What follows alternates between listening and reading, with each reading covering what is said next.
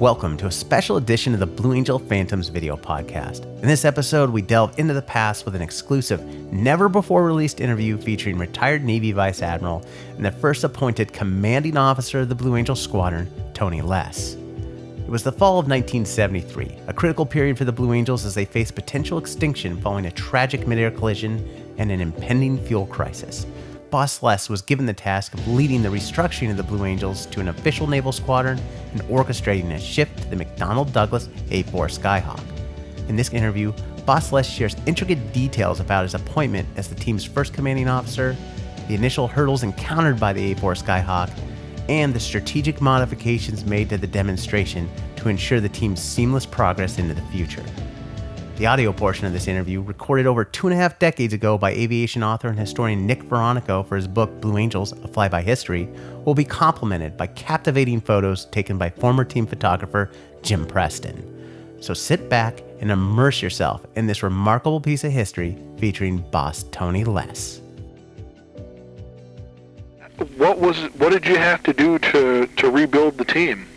We when we talk about leading the team after the accidents, we changed airplanes, of course. Okay. And the airplane that they had been flying in '73 was the Phantom, the F4, and it was, of course, maintenance intensive, required a lot more sky to operate in and burn a hell of a lot more fuel. And when you talk about 1973, you also remember there was an energy crisis there, and that's one of the reasons for going to the A4. We had to gather up A4 airplanes. In single-seat mode, or A4F mode, is what they decided to go to the Foxtrot version, or the F version of the airplane. An airplane that had the J52 P408 engine in it, and that engine gave you 11,200 pounds of thrust, and we were able to strip the airplane down, taking some of the armament off of it and some of the racks and things like that, took that hump off of the back and so forth, and get it down to where it weighed 11,300. So you had essentially a 1-to-1 thrust-to-weight ratio in the airplane without any fuel, a dry airplane. Right. So that was one of the things we spent some time on, and actually that was more for Ken Wallace and Lou Chatham and some of those guys down there. They stood them down in August, and we didn't start getting our airplanes until late October. Or mid-October, I guess, of '73, and I was a squadron skipper on a deployed squadron in the Mediterranean on the Independence, and I remember my change of command was sometime in October. I forget the exact date, but I left the Mediterranean and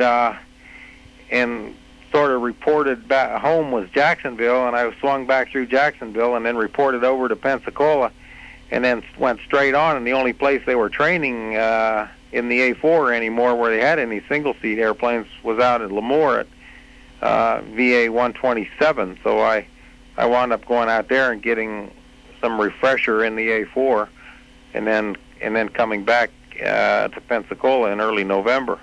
We commissioned at a squadron was another thing we had to do. That was part of the entire new face that they put on this whole thing. Therefore, I was then the commanding officer instead of the officer in charge, as he had been all over those years prior.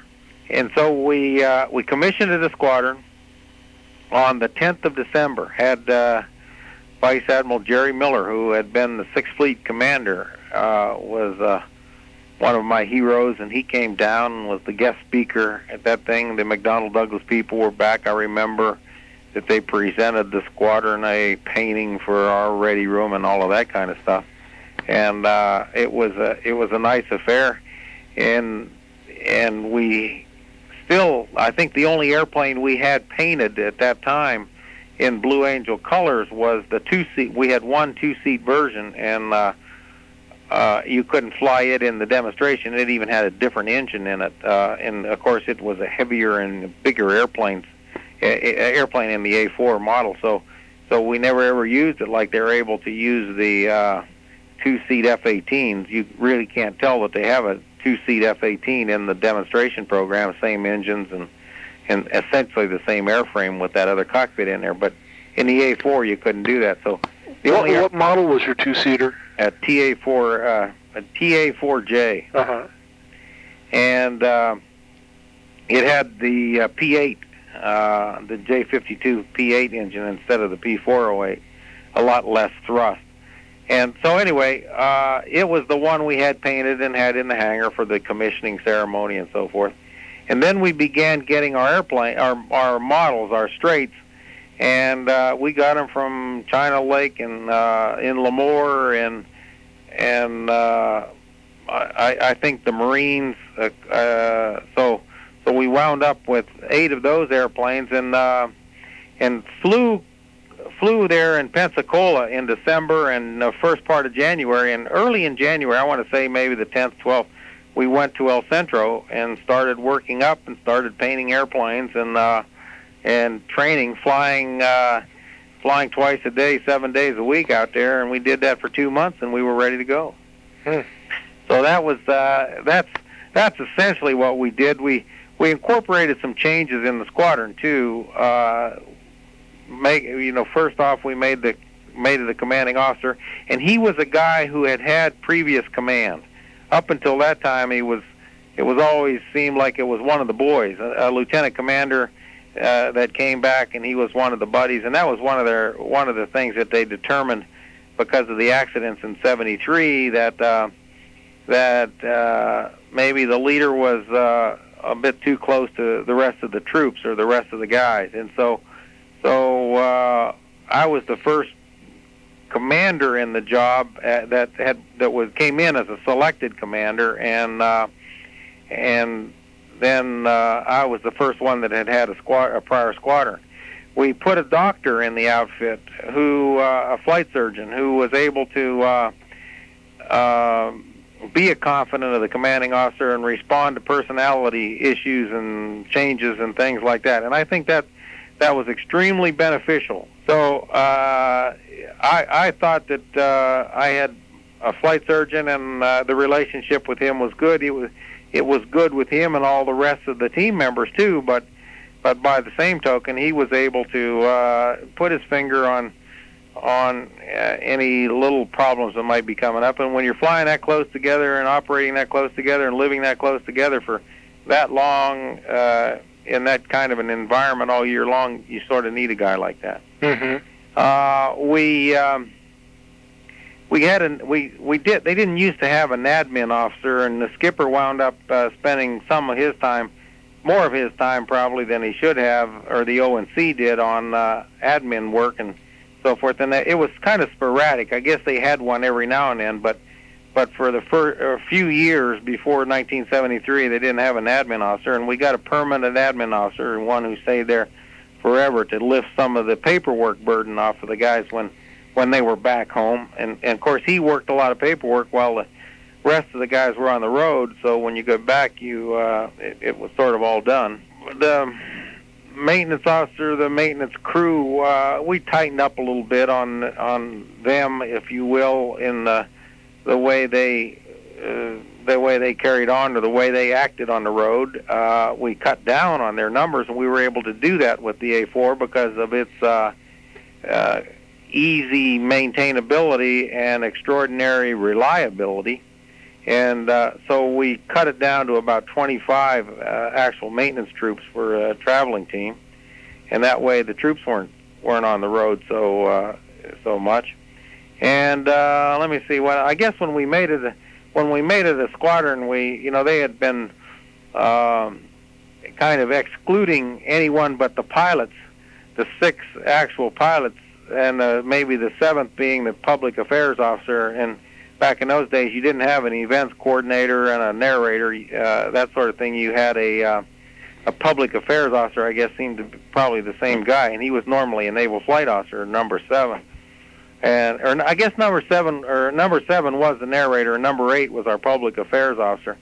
And they've turned that into an events coordinator and a public affairs officer and a narrator. So they got another body in there, and that's evolved even since I was there. But we did in fact, or we were able to get that public affairs guy on the road early in the year, along with the narrator, and do a lot more setting up air shows than they had done in the past. The other point I wanted to make was that only the 6 pilots, the narrator, and the public affairs officer would wear the Blue Angel pins. They were the pilots and that sort of thing. And when we went to a squadron, we made sure that everyone understood they were all Blue Angels. And you got listed in the rosters and the programs, and we've, they've been doing that ever since. And so it's added to the cohesiveness or the close-knit qualities of the group, hopefully, anyway, over the years.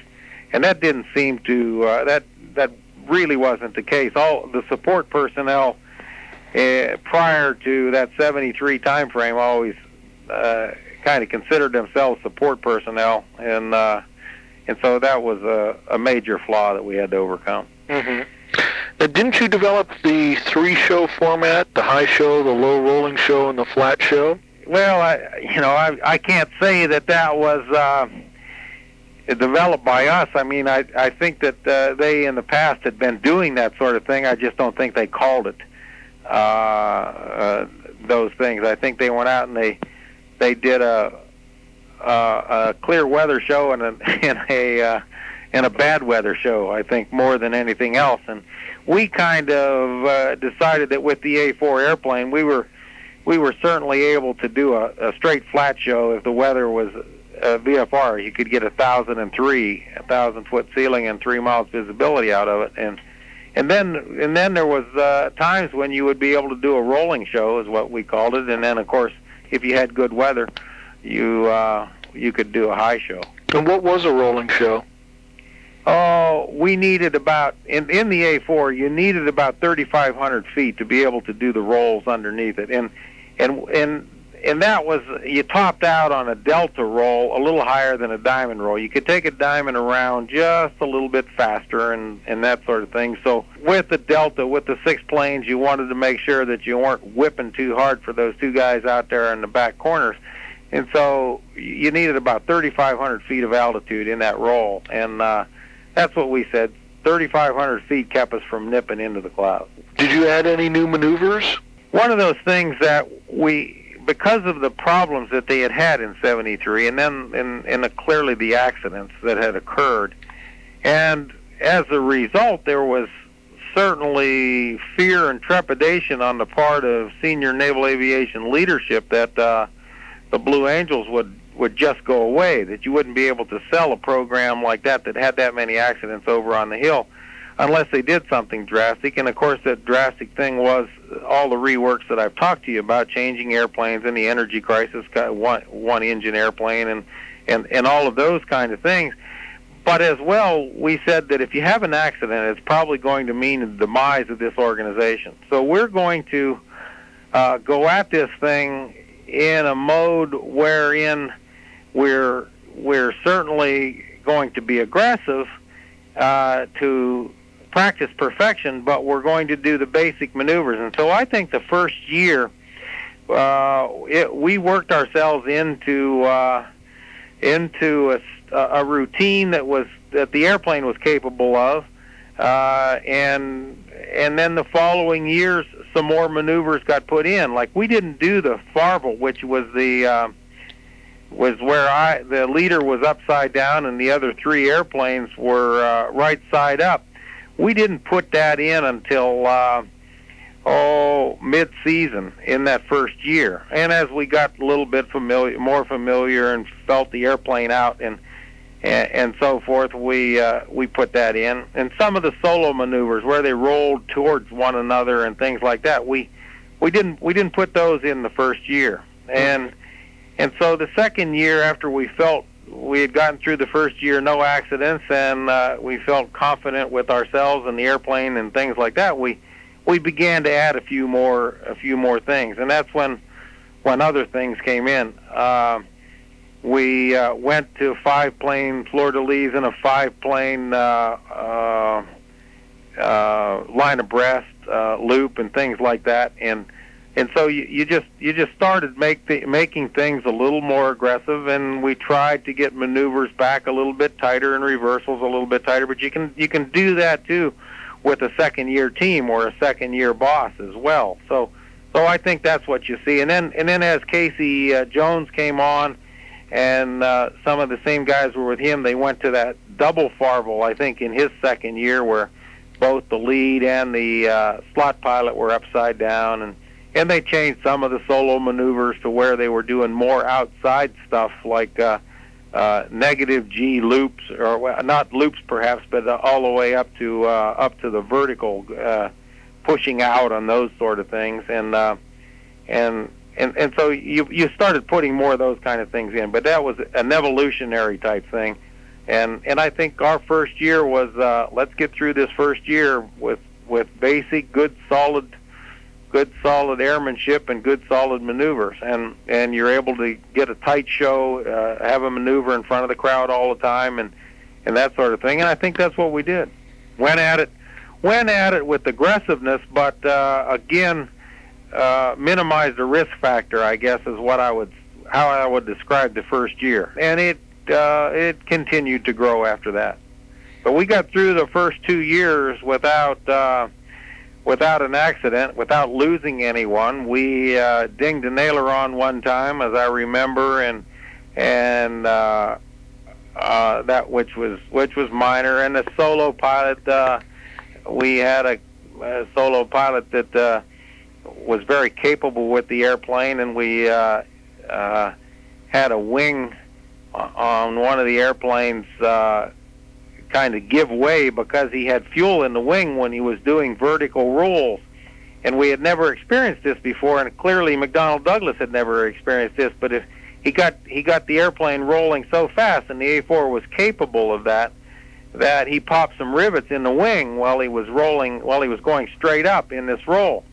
And the speed, when he did a full aileron deflection roll, the speed of that roll was such that it had took fuel to the outer edges of those outer extension of the wing, and actually hydrauliced the wing apart because of the centrifugal force from that roll, and popped some rivets in the wing. So he came, after that maneuver, the airplane was leaking and his fuel gauge was going down. We went back, put it on deck, and we had go get a new wing for that airplane. And I couldn't believe it that a guy was able to do that in the airplane, but he could just make that airplane roll. So we had to limit the solo pilots at that particular point. Then we limited them to three-quarter stick deflection rolls. So you would cut down on that, and we just, as a rule, we didn't do those kind of vertical rolls where he would get fast speed, fast roll rate with any fuel in the wing. Now, where was that, and who was the pilot? Well, the pilot was Vance Parker, and we found it out in winter training. We found it out in El Centro in the desert. Didn't have that problem in a show, but found it out early on. And the A4 was a good airplane to fly in the show? The A4 it lasted for 13 years in the demonstration environment. In my estimation, it was the best airplane. I thought it looked great, and of course that's beauty is in the eyes of the beholder. So looks is always one of those kind of things. But in my estimation, it was a good-looking airplane in the air show environment, and for 13 years it was flown in that environment and was very capable.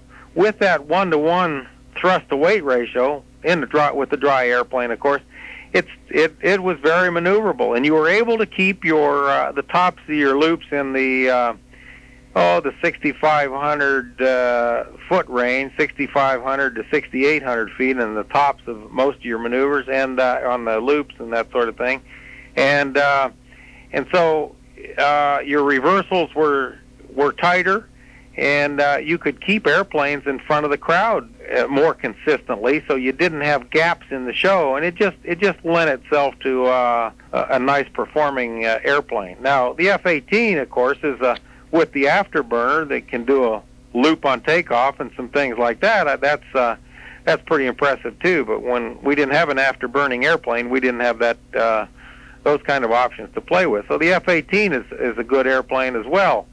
But I think our and it's a little bigger than the A4 and all of those kind of things. But maintainability, it's more sophisticated. It takes probably a little more to maintain it than it did the A4. But you go over the top a little bit higher in it than you did with the A4. That concludes another episode of the Blue Angel Phantoms podcast. I want to give a quick shout out to Nick Veronico, the author that recorded this conversation over 25 years ago and specifically shared it here with the Blue Angel Phantoms channel so that we could all enjoy the stories and recall of boss Tony Less, who's an absolute legend. I also want to shout out former team photographer Jim Preston, whose photos enhanced this presentation. And finally, a shout out to Boeing Images for much of the video that you saw in the presentation was from their archive. So until next time, this is Ryan Notoff from Blue Angel Phantoms, hoping that I see you at an air show real soon.